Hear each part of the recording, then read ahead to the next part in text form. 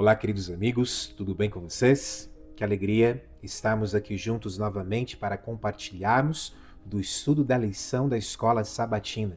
Tem sido sempre um privilégio para mim poder compartilhar os meus estudos com vocês. Espero que realmente possa estar sendo proveitoso, algo a mais para você entender a importância de estudar a lição da Escola Sabatina diariamente. Por esse motivo também, eu estou já conseguindo me alinhar com o meu tempo e a partir da semana que vem, a ideia é que você possa receber também esse vídeo já a partir de sábado ou domingo, ali no primeiro dia da semana, para que você possa também estar acompanhando o estudo diário da lição junto comigo, tá bom? Então, fica aqui a dica especial e muito importante de você compreender e entender que sim, a lição da Escola Sabatina é um maná espiritual no nosso lar, que nos leva a estudar a palavra de Deus e devemos sim buscar todos os dias tirar um tempo para estudar a lição e no sábado pela manhã estarmos em nossas unidades de Escola Sabatina recapitulando a lição ali junto com os membros que fazem parte da nossa igreja. Amém? Louvado seja Deus por isso. Quero te dar uma dica também. Se você ainda não fez a assinatura da lição da Escola Sabatina, ainda há tempo, para que no ano que vem você possa então estar recebendo antecipadamente a lição na sua casa e assim não perder nenhum dia da semana e ter esse alimento espiritual todos os dias na sua vida. Amém? Louvado seja Deus por isso. Vamos lá para a lição de número 4, último trimestre de 2025, já estamos na lição de número 4 e ela traz o título O conflito por trás de todos os conflitos. Em outras palavras, em meio aos conflitos que existem neste mundo, as guerras que aconteceram e ainda acontecem, em meio aos conflitos pessoais que nós também enfrentamos, existe por trás de tudo isso um grande conflito entre o bem e o mal, entre Deus e o inimigo de Deus. E o autor da lição dessa semana quer exatamente que nós venhamos a entender isso. Mas, acima de tudo, também compreendermos que o Deus Todo-Poderoso, o Deus Criador, ele quer estar à frente de todas as batalhas. Ele quer lutar por você. Amém? Louvado seja Deus por isso. Amém? O verso para memorizar é um verso realmente muito importante, muito interessante, que nos leva a refletirmos alguns pontos importantes que eu quero refletir aqui com vocês. Vamos lá comigo? Livro de Josué, capítulo 10, no verso 14. Livro de Josué, capítulo 10, no versículo 14, que diz assim: Não houve dia semelhante a este, nem antes nem depois dele, tendo o Senhor assim atendido a voz de um homem, porque o Senhor lutava por Israel. Esse verso ele está em um contexto da batalha contra os 5 reis amorreus. E dentro deste contexto, há realmente uma batalha que acontece em Gibeão, e ali onde acontece o milagre do sol e da lua. E esse milagre, se você for ler o início do verso novamente, não houve dia semelhante a esse, é realmente um evento astronômico extraordinário, podemos dizer assim. É realmente um evento extraordinário. E fica a dica aqui para você estudar um pouco mais sobre esse evento.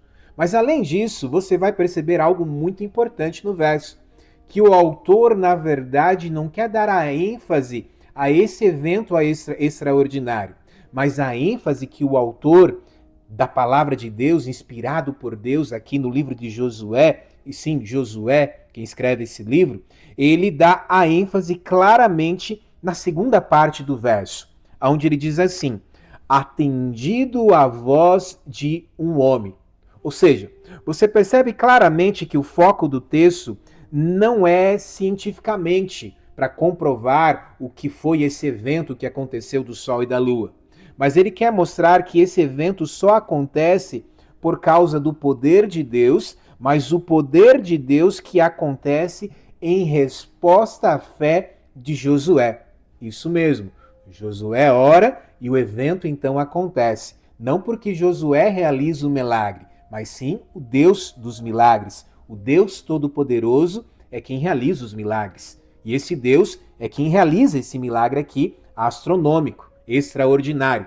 E a ênfase, então, que o autor quer realmente colocar é que após, então, a sua oração e a fé, podemos dizer assim, dele, acontece, então, esse poder de Deus dentro dessa história. E esse ponto é muito importante nós entendermos. Um outro ponto muito importante para entendermos neste verso é realmente o findar do verso, que diz assim: porque o Senhor lutava por Israel. Amém? Louvado seja Deus, porque esse findar do texto nos leva à imagem ilustrativa. Você tem a imagem ilustrativa aí? Você tem a lição? Você tem aqui a imagem ilustrativa da lição e você vê então o povo israelita lutando nas batalhas, nos conflitos, e você vê então uma espada destruindo outra espada, e você observa também um anjo do Senhor à frente do povo de Israel. Amém? E esse ponto nos leva a compreender algo muito importante. Nos leva realmente a entender que o nosso Deus sempre vai adiante das batalhas, das lutas que nós enfrentamos. Ele sempre está adiante. E assim era com o povo de Israel. E o verso claramente relata: porque o Senhor lutava por Israel. E é interessante nós notarmos esse ponto porque o autor realmente aborda esse contexto dizendo como é possível harmonizar a imagem de um Deus guerreiro com seu caráter de amor, sem diluir a credibilidade, a autoridade e historicidade do Antigo Testamento. Então, essa semana, o autor então traz a ênfase para nós explorarmos essa difícil questão das guerras ordenadas dentro deste contexto do povo de Israel. Por isso, realmente é muito interessante a lição dessa semana e é muito importante você ler todos os versos que estão ali dentro da lição para você se aprofundar ainda mais dentro dessas histórias. Amém? Vamos lá para a lição de domingo. Lição de domingo traz o título Príncipe do Exército do Senhor.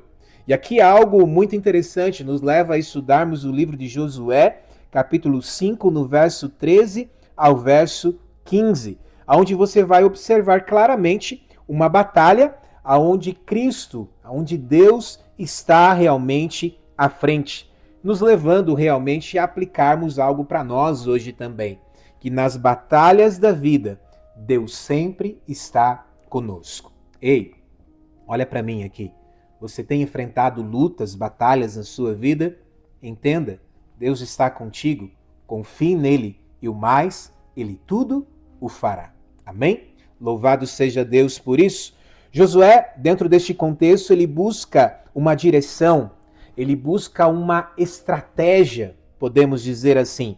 E é neste momento, então, que acontece a teofania de Deus, essa presença visível de Deus dentro deste contexto com Josué, a teofania de Deus. E você observa isso claramente. Você vai observar, por exemplo, que há ali um homem, ou seja, uma manifestação visível.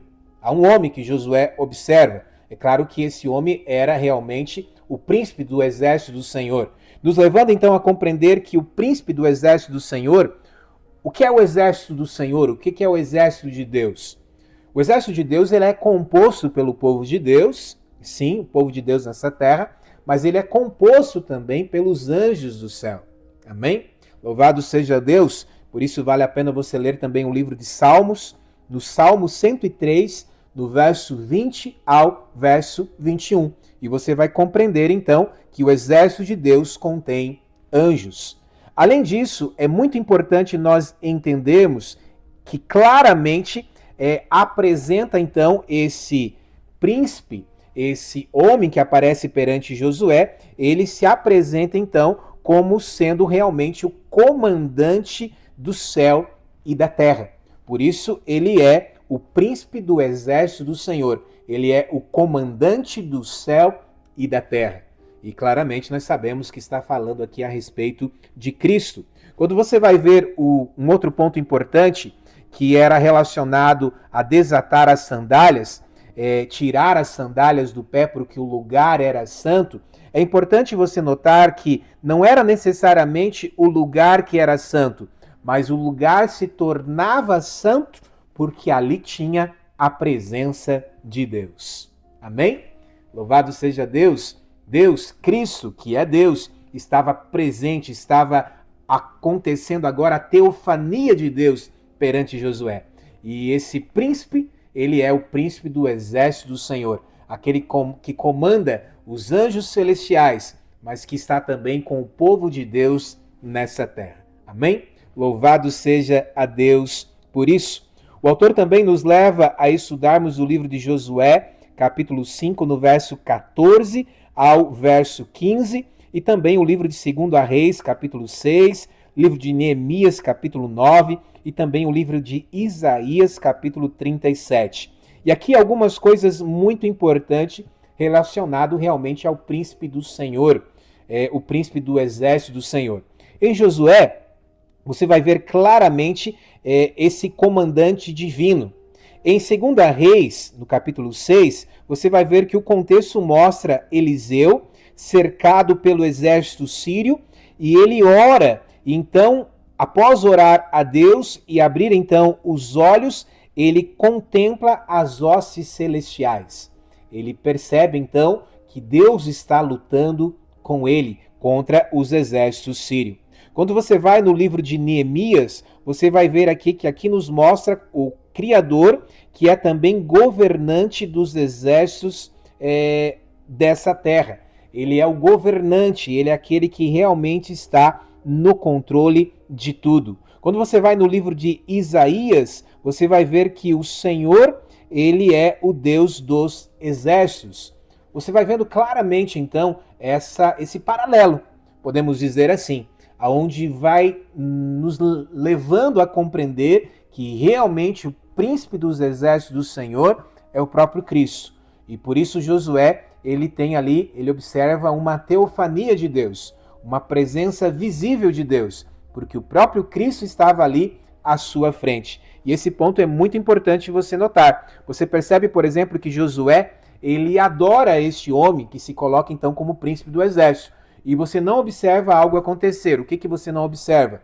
O homem dizendo para ele se levantar para não adorar a ele. Como você vai observar, por exemplo, em João, lá no livro do Apocalipse, quando João se prostra perante um anjo, e ali não era Deus, não era Cristo, e o anjo então manda que João se levante. Aqui nesse contexto você observa o quê? Que o homem não manda que Josué se levante. Pelo contrário, isso nos leva realmente a entender que esse príncipe do exército do Senhor realmente é Cristo. E nos leva claramente a entender que sim, Cristo é Deus. Ou seja, o próprio Cristo estava ali perante Josué. Ele é o príncipe do exército do Senhor. É aquele que comanda os anjos do céu e também o povo de Deus nessa terra. Amém? Por isso você não está sozinho em meio às batalhas da vida. Deus está contigo. Amém? Louvado seja Deus por isso. Algo bem interessante e importante que eu entendo é que antes da batalha há realmente uma adoração. E eu coloquei isso na minha lição. Eu escrevo assim: como líderes, antes de agir, precisamos sempre nos ajoelhar e entender que só teremos vitória se Cristo Jesus estiver à frente. Antes da vitória, veio a adoração, veio o fato de Josué se prostrar perante Deus. Antes das batalhas que nós enfrentamos nessa vida, antes de sair para as batalhas que nós temos e enfrentamos todos os dias, nunca se esqueça de orar e adorar o nosso Deus Todo-Poderoso e colocar Ele sempre à frente das batalhas que você enfrenta. Amém? Louvado seja Deus. Vamos lá para a lição de segunda-feira. Lição de segunda-feira nos leva agora a entender esse pano de fundo, esse conflito entre o bem e o mal, entre Deus e o inimigo de Deus, e nos leva agora a entendermos que esse grande conflito, ele inicia-se no céu. E por isso o texto aqui da parte de segunda-feira traz o título Guerra no Céu, nos levando a estudar o livro de Apocalipse, capítulo 12, Isaías, capítulo 14, Ezequiel, capítulo 28 e também Daniel, capítulo 10. Josué, ele compreendeu que a guerra, em Jericó era apenas um reflexo visível da batalha espiritual entre o bem e o mal. Josué, ele observa isso claramente. Ele entende que esse conflito, ele inicia-se claramente entre Deus e o inimigo de Deus. E é um conflito que se inicia no céu. E é interessante nós notarmos este ponto, porque aquele local que era perfeito é manchado agora pelo inimigo de Deus, que antes, na verdade, era um anjo de luz, Lúcifer, o líder dos anjos dos céus, mas que agora busca um orgulho próprio e busca tomar o lugar de Deus. A inveja paira no coração dele. Não foi Deus quem colocou essa inveja. Deus, na verdade, deu o livre-arbítrio para os anjos, assim como deu também para nós, seres humanos. Nós temos o poder de escolha. Escolheremos servir a Deus ou servir a outros deuses. Lúcifer escolheu não servir a Deus. E esse grande conflito, então, se inicia-se no céu. Apocalipse capítulo 12, o texto que o autor manda nós lermos, relata realmente esse ponto, aonde a origem no céu entre Cristo e Satanás claramente acontece então no céu. Essa grande batalha que existe entre Cristo e Satanás. Quando você vai no livro de Isaías, você vai ver que a raiz do pecado desse anjo, que era um anjo de luz, Lúcifer, a raiz do pecado foi o orgulho, a ambição dele. Quando você vai no livro de Ezequiel, você vai perceber que Lúcifer era realmente um querubim. Ele cai do céu devido então à sua soberba, à sua autoglorificação, podemos dizer assim. E por isso ele é expulso do céu, porque ele quis tomar o lugar de Deus. Ele sentiu-se orgulhoso, ele olhou para si mesmo e percebeu que realmente ele era grande. Aliás, ele era o líder dos anjos do céu. Porém, o orgulho tomou conta do seu coração, a soberba tomou conta do seu coração, a autoglorificação tomou conta do seu coração. E por isso, então, inicia-se o pecado no céu, no coração de alguém que era um anjo de luz. Por isso, é muito interessante nós notarmos esse ponto. Jamais foi Deus quem fez o mal. Deus fez o bem, mas Deus nos deu o livre-arbítrio para que nós pudéssemos escolher fazer o bem ou fazer o mal. Assim também foi com os anjos do céu. E Lúcifer escolheu fazer o mal e enganou a terça parte dos anjos do céu. E ambos então foram expulsos do céu. E em meio a esses grandes conflitos que nós enfrentamos hoje nesta terra, após ele ser aceito quando Adão e Eva pecaram, após ele ser aceito neste mundo como príncipe deste mundo, agora nós enfrentamos grandes conflitos, grandes batalhas, guerras, onde por trás de tudo isso está o inimigo de Deus. Mas também por trás de tudo isso está um Deus que luta por nós. Amém? Louvado seja ao nosso Deus por isso. Vamos lá para a lição de terça-feira. Lição de terça-feira traz o título O Senhor é Guerreiro.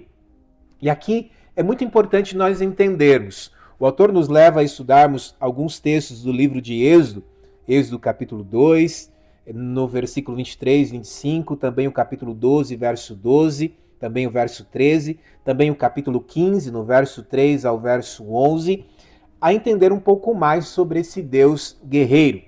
Mas é importante nós frisarmos já algo muito interessante. É interessante nós entendermos que esse Deus guerreiro não é uma linguagem meramente militar. Esse é o primeiro ponto para nós entendermos. Nós precisamos entender que o nosso Deus, ele é um Deus libertador. O nosso Deus, ele é um Deus justo, ele é um juiz justo, podemos dizer assim. E o nosso Deus é um defensor. Isso mesmo, um Deus que luta em favor do seu povo. Amém? Por isso, louvado seja Deus por isso. Quando nós lemos o livro de Êxodo, capítulo 2, do verso 23 ao verso 25, você vai ver que o clamor de Israel desperta então essa ação de Deus, aonde você percebe claramente que Deus então ouve o clamor e se prepara então para agir. Quando você vai em Êxodo capítulo 12, no verso 12 e o verso 13, você vai ver que o nosso Deus é um Deus que guerreia contra os sistemas, contra os ídolos que oprimem o povo de Deus. Isso mesmo. Quando você vai em Êxodo capítulo 15, você vai ver claramente um cântico de vitória, onde Deus é aquele que vence realmente o inimigo. Um Deus que luta não por destruição, mas por libertação. Isso mesmo. Ou seja, esse Deus, esse Senhor guerreiro, é aquele Deus que não sente prazer em destruir, mas ele sente prazer em libertar o seu povo da escravidão do pecado. E é isso mesmo. E por esse motivo, Jesus virá a este mundo para nos libertar deste mundo de pecado. E sim, então, acontecerá a destruição por completa de todo o mal. Porque, aliás, o que Deus mais almeja é que o seu povo esteja com ele um dia face a face e que o pecado seja realmente destruído por completo. E por isso Deus irá destruir o mal por completo. E todos aqueles que tomaram, sim, a decisão, seguindo o seu livre-arbítrio, e tomaram a decisão de seguir o inimigo de Deus, ao invés de fazer a vontade de Deus, serão então destruídos por Deus. Porque o nosso Deus é um juiz justo. E o nosso Deus quer novamente um mundo sem pecado, um mundo sem dor, um mundo sem sofrimento, um mundo sem morte. Por isso que lá em Apocalipse, no capítulo 21, a Bíblia diz que não haverá mais morte, não haverá mais dor, não haverá mais choro,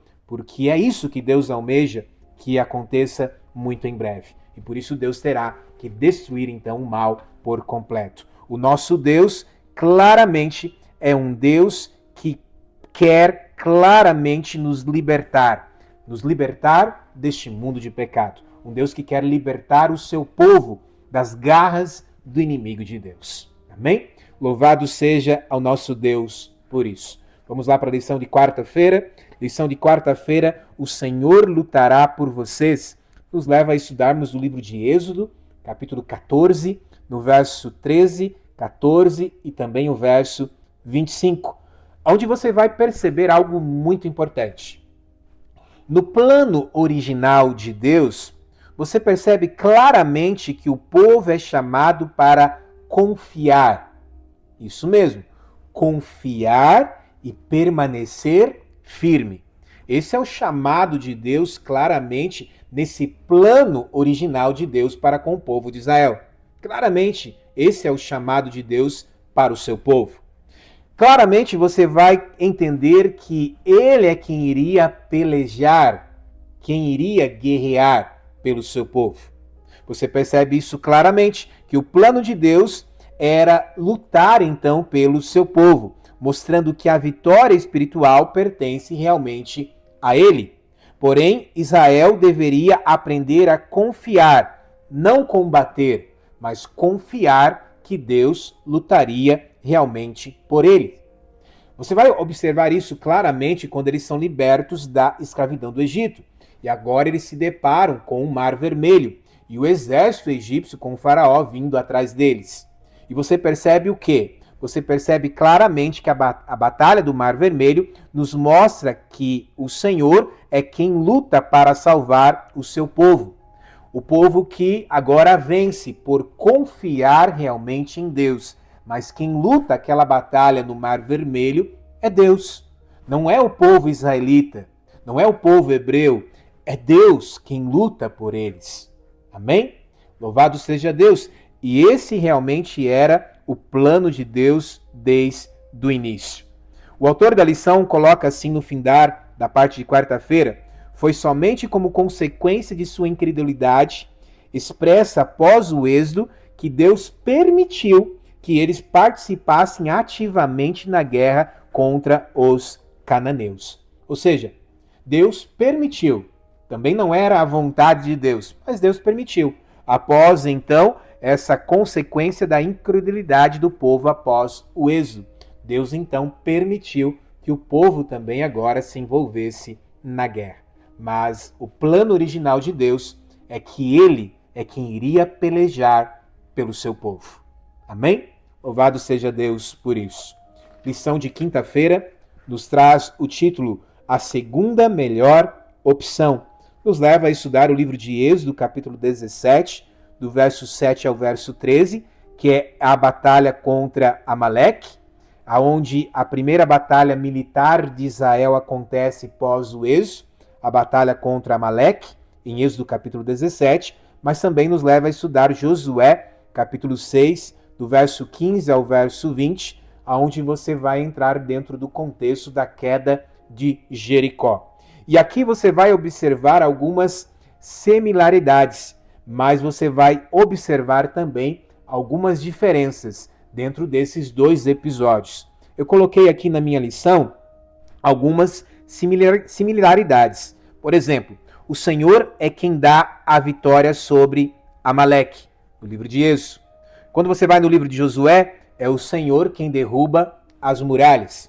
Quando você vai no livro de Êxodo, você vai ver Moisés intercedendo e Josué executando. Quando você vai no livro de Josué, você vê Josué e o povo obedecem à ordem divina. Quando você vai no livro de Êxodo, você vai ver claramente essa presença divina representada pela mão erguida.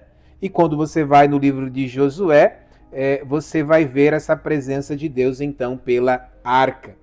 Você vê algumas diferenças também, mas talvez a principal delas é entender que em Êxodo Moisés era como um intercessor, um mediador, podemos dizer assim. Já no livro de Josué, você vai ver Josué como um executor da ordem divina. Em Êxodo, Moisés é um intercessor, um mediador. Em Josué, Josué agora é um executor da ordem divina. Mas ambos episódios é Deus quem vence a batalha por eles. Amém? Por isso, querido amigo, querida amiga, se você enfrenta lutas na sua vida, coloque Deus adiante de tudo. Dobre o seu joelho, entrega a sua batalha nas mãos daquele Deus que é o Deus guerreiro, o Deus todo-poderoso, o Deus justo, o Deus que te ama, um Deus que quer lutar as batalhas da sua vida por você. Coloque Deus adiante de tudo, coloque Ele como primeiro na sua vida e Ele vai ser vitorioso, porque Ele é vitorioso. E você vai vencer as batalhas da sua vida, não porque você é forte, porque você é bom, não pelos instrumentos que você tem, mas por aquele que é o Deus Todo-Poderoso, que vence as batalhas por nós. Confie em Deus e o mais Ele tudo fará. Mas confiar é entender que Deus sabe todas as coisas, é entregar nas mãos dEle e aceitar a decisão dEle. Compreender que às vezes a decisão de Deus não é talvez a decisão que nós tomaríamos, o que nós gostaríamos, porque, aliás, Deus sabe o futuro, Deus sabe todas as coisas, Deus sabe o que é melhor por você. Por isso, confiar em Deus é entregar-se por completo realmente a Ele e entender que Ele vai fazer o melhor por você, mesmo se não for o que você imaginava ser melhor para ti.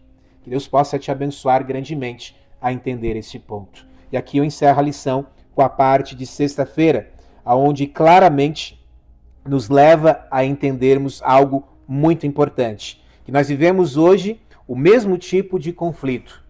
As muralhas da vida, dos muros de Jericó, também existem hoje. Existem grandes muralhas que nos afastam muitas vezes de termos realmente o êxito, de termos realmente a presença de Deus.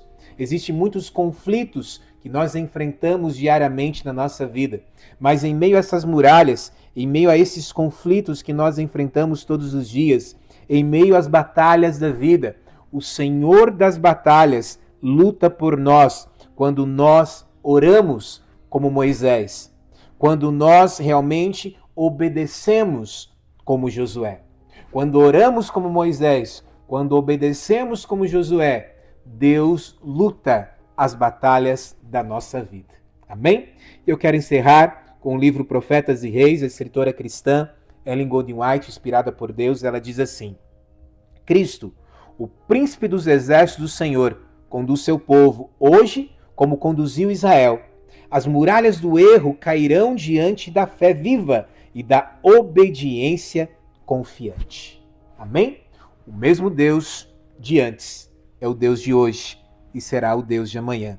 O mesmo Deus que lutou as batalhas de Israel, ele luta as suas batalhas hoje. e lutará também por você amanhã, até que ele volte para te buscar, para nos buscar, para termos então a vida eterna ao lado dele, aonde não mais haverá esses conflitos, em especial esse grande conflito entre o bem e o mal, porque Deus destruirá o mal por completo. Amém? Louvado seja Deus por isso. Por isso, confie sempre em Deus. Ele está contigo todos os dias. Coloque ele à frente das batalhas da sua vida. Amém? Feche seus olhos e ore comigo neste momento. Pai querido, obrigado, meu Deus, pela certeza que o Senhor é o Deus Todo-Poderoso. O Senhor é o Deus que luta por nós, que está realmente sempre querendo nos conduzir para que um dia possamos também estar na terra prometida, a Canaã celestial. Que o Senhor, meu Deus, possa nos abençoar a entendermos isso, a confiarmos, a orarmos, a nos entregarmos por completo a Ti, a colocá-lo, o Senhor, em primeiro lugar na nossa vida, a Te adorarmos de verdade, a confiarmos realmente em Ti, que o Senhor é o Deus Todo-Poderoso, o Senhor é o Deus que guerreia por cada um de nós. Eu entrego, meu Deus, cada pessoa que está ouvindo essa lição, estudando essa lição, em Tuas mãos, com a certeza que o Senhor está nos ouvindo. Por isso eu te agradeço, em nome de Jesus. Amém. Que Deus te abençoe, que Deus te ilumine. Amém.